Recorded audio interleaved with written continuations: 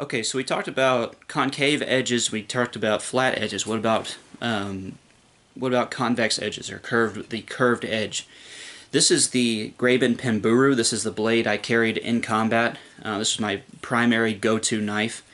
The thing is about a curved edge is that no matter where the edge contacts on impact, it's going to be on a very small, it's going to be at the apex of the curve. It's going to be a very small surface area compared to something like a flat edge where the energy is dispersed across the entire length of the edge and across the entire length of the contact point. So even if you have a wider surface that's making contact, all the energy is going to be concentrated towards the apex of the curve that's making contact. So no matter how you hit, all of the energy is going to be dispersed into a rather singular point. And as long as the curve is pretty gradual, as the blade moves through the cut, it's constantly going to be at the top of the curve. So it's always going to be the maximum amount of pressure applied at any point during the cut. So this is where you start seeing stuff like, samurai swords and other things. They were very efficient cutting tools. The natural curve of the arm, as you're applying even a chopping motion, is going to have a slight pulling motion. It's just the geometry of the body. You're not ever going to get a straight, what am I trying to say? A directly flat contact. Just the edge, the swing of the arm is going to give you a slight pulling motion. So curved edge are very efficient at cutting, particularly soft tissue. And any hunter, anyone who any butcher, anyone in a tactical profession who's had to cut on people for a living at some point in their career is going to know that this is what you're trying to do. This is what you're trying to achieve with with a knife in a cutting fashion. Now, the thing is about knives, and when you're talking about in terms of incapacitation, is that we prefer mechanical incapacitation over other forms. Rather, it's systemic, where we're requiring oxygen to stop getting to the brain and controlling motor functions, or blood doing that as well. It takes time for someone to bleed out, for oxygen to be starved from the brain. Even with the heart stopped, there are plenty of reports of people who have been so amped up, even on just adrenaline, that the brain had enough oxygen to continue on the fight for up to 10-15 seconds. So, albeit rare, usually a destroyed heart causes the blood pressure to drop and the person is knocked unconscious, but it happens. It's not as directly instantaneous and reliable as something like the central nervous system being attacked or a mechanical function. If the arm is disabled, if it's mechanically disabled, it can't hurt you. Instantly, it can't hurt you. Now, when we talk about hand-to-hand combat, mechanical incapacitation is solely, almost entirely, talking about disrupting the skeletal structure. So it's breaking a bone or disabling a joint, so that whatever part of that body is no longer a threat to you. When you're talking about knives, mechanical incapacitation, that concept expands significantly, because you're talking about not just the skeletal structure, which you can still affect with large knives, particularly at the joints, but you're also talking about where the tendons meet the bones, go from muscles to tendons to the bones. So attacking, for example, here at the inside of the arm, this potential is no longer there. The bicep is not connected to anything. It can't move the bones. You separate the skeletal structure from the muscular structure. You're separating the propulsion system of the skeletal structure. So it becomes irrelevant. So that the concept expands. So you don't have to necessarily deal lethal blows. Destroying the a solid shot to the deltoid process or the trap is going to mostly, if not entirely, disable that arm. And similar things down in the hips. So these can be very reliable if you're skilled with them. But to get those deep cuts, and you don't need a really deep cut to really do that kind of effect. However, clothing, when it comes to slashing, offers quite a bit of armor. It offers a surprising amount of resistance against slashing attacks. It's just very abrasive. A heavy coat, a leather jacket, denim, even a powerful blow from a medium-sized knife may not even get through the clothing. If so, it's just going to be a surface scratch. So having a very efficient cutting tool, as we're talking about knives that can be actually carried on the body on a daily basis for self-defense, you want to maximize your capacity to do that. You want to maximize the amount of options you have to stop the threat, because you never know what kind of angle you're going to get in the instant that something like that happens. Now, this is a great all-purpose combat knife. Not the greatest stabbing thing, but it will stab deep into soft tissue just because of its size, its heft. It's well over a quarter inch, I believe, and it's pointy enough to disappear that far into a body. But this is a large, heavy knife. This is a combat knife, or a camp knife, if you will. Where we really focus our attention on self-defense knives are things with blade geometries like this that are much more traditional, or towards the traditional Japanese style. And if you think about it, the Japanese, had a continuation of militant culture for about 1,000 years. They figured quite a bit out. But this kind of blade geometry, you have something that's very pointy. It inserts well into soft tissue via stab, but it's also got a very deep curve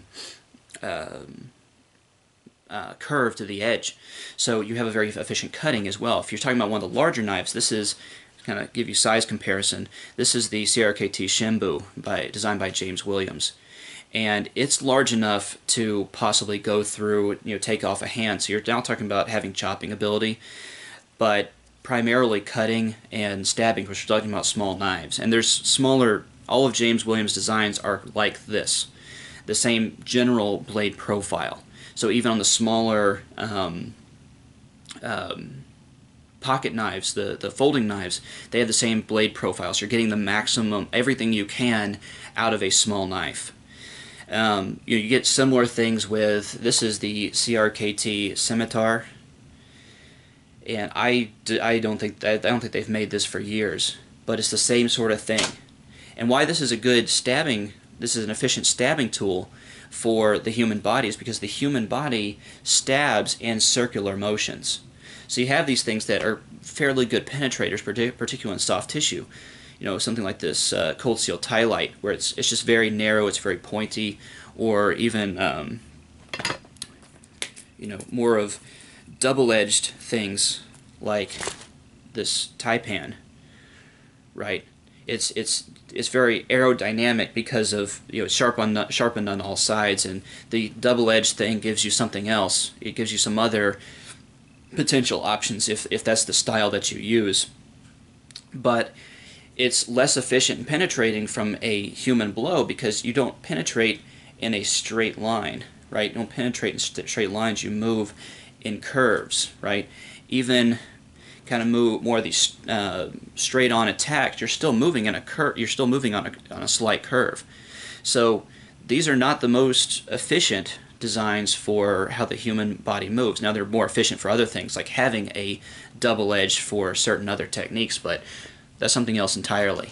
Kind of a beef I have with the Scimitar, which I carried for a long time for self-defense, is that I've now come to really admire James Williams' concept behind the neutral handle, having a handle that doesn't have any kind of guards or have a committed finger direction, something like finger grooves and stuff like this Pemburu, because it allows you to move it and hold it in all kinds of ways equally well. So you can have edge towards you for hooking, right? Blade up for hooking, right? For in close attacks. It allows you to, if you're coming around somebody, to switch your grip if you need to. And for things like, I didn't bring one in here, but if you look at the CRKT Hisatsu, which is basically the little brother to this, it has reference points on the grip itself. So just by touching it, you know which direction the edge is. And I think that's really well thought out, and that's part of the stuff that's part of the logic and tactical reasoning that went into a lot of the Japanese style blades. So that's what we kind of look for when we're talking about self-defense knives and what different types of blades do. You know, some stuff is just purely utilitarian, right? I don't know anybody who would look at, say, a Mac 1, right, which is a really cool thing. I don't think they make them anymore. But this is a really cool utility blade. I used the crap out of this when I was in the Marine Corps, right? The prying edge and having different wrench sets and stuff. I mean, it's just a really cool little gadget. Anyway, so I just want to discuss different types of edges, different types of blade profiles. This isn't everything by a long shot. This is just some very basic concepts to begin looking at what your knife is designed for. And like I said, I'm not a big fan of having a one blade general purpose thing. If you carry one pocket knife and you use that knife daily for utilitarian tasks, it's going to be dull constantly, unless you have a really high quality steel blade. This is one that I carry all the time for utility purposes, and I wouldn't mind having this in a fight. It's a rather sleek profile. You can grab it in ways to insert it via stabbing, and I've been carrying this constantly for, I've had it for a long time, but I've probably constantly been carrying it for probably 9 months on a daily basis, and it's just, I think I've sharpened it once in the middle. I reshaped all the edges on my knife, so I put my type of edge on it of what a 1095 steel knife should have, or way I feel that I would use it, and I think I've sharpened it once, and it's still razor sharp. It's just a really high quality knife. It's just something custom that I got it from someone out in California. But know what your knife, what you intend to do with it. For utility purposes, I really like those foldable box cutters. You just replace the blades, and if you break a blade or make it dull, put another one in there. It's 20 blades for $10 or something. But I would highly suggest leaving your fighting knife sharp.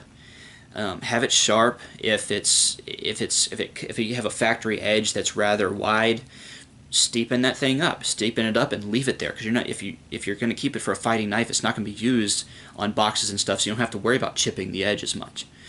So get a quality steel knife, leave it sharp, and practice with it so you know that it's accessible. But anyway, so these are just some ideas about what I think about different types of knives and their purposes and all that. Put it where it applies in your life or it doesn't. This is just going to be a precursor to, as we move on to different types of knife work, knife defenses, how to use a knife from the wheelchair effectively. Using a knife does have its own nuances. Kind of keep some of this stuff in mind. So when I talk about certain techniques or maneuvers, this information is going to be assumed for further. I'll reference back to it, but this is going to be assumed moving forward.